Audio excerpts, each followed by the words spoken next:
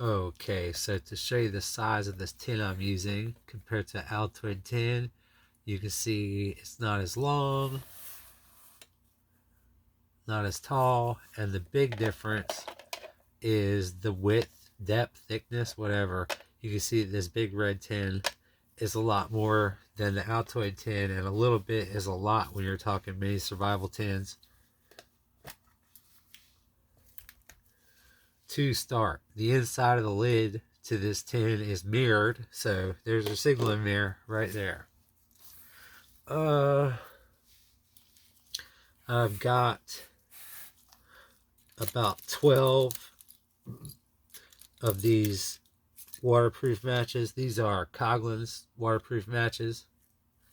Um, there's 12. Could have fit a lot more, but you get my point. Here's the you have to have a special match striker with these waterproof matches if the match is wet. If it's a dry, then you can use a regular everyday match striker. Got two aqua tabs here. Could have fit more. So you might have poison ivy or bug bites or something that's so bad, you're itching so bad you can't go to sleep. Hydrocortisone cream helps with itching and inflammation. There's a lot of stuff you can use hydrocortisone cream for. You should Google it and check it out.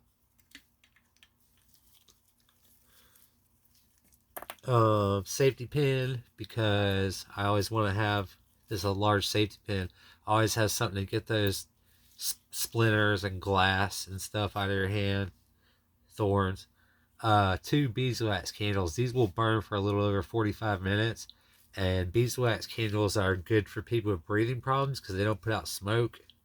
So there's a lot of times where man-made things are not as good as natural things. Like wool is one too.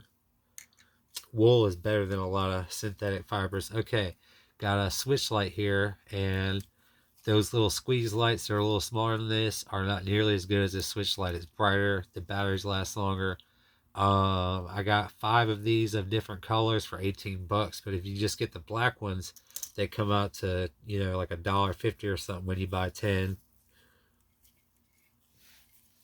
This is braided Kevlar cord, 400-pound test. This is 25 feet.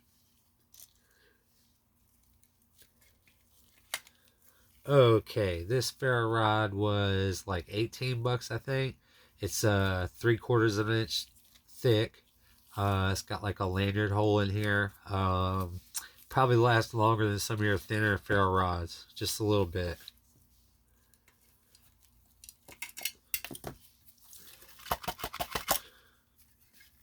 All right, got this is a crock pot liner.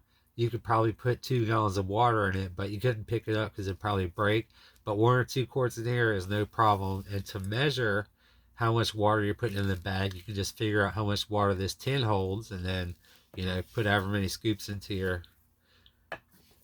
your crock pot liner. This designed for some really hot temperatures. All right. Lastly, we have your uh, Swiss Army knife. This is a Wenger serrated backpacker. So it's got the Phillips driver, can opener, bottle opener. It's called a serrated backpacker. The main blade is fully serrated, so you could like cut some rope with it.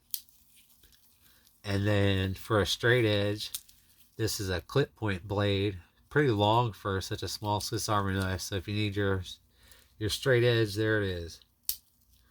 And the big deal is this saw.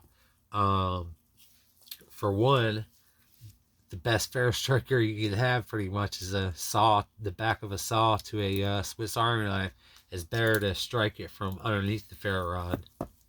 And you can cut a limb, like if you want to make ridge poles for your shelter. You can cut something a lot wider than the length of this saw right here. Like this is almost 4 inches wide, this lid. See how it comes over to the halfway point? So this is almost 3 inches wide when you have it like this. See how you could wouldn't be a problem. It would just take a long time to cut some nice strong ridge poles for your shelter. And you can research that on YouTube, the best way to cut like a 3 or 4 inch piece of wood with a Swiss Army knife. All right. If I left anything out, I'm going to put it in the description. Thanks for stopping by.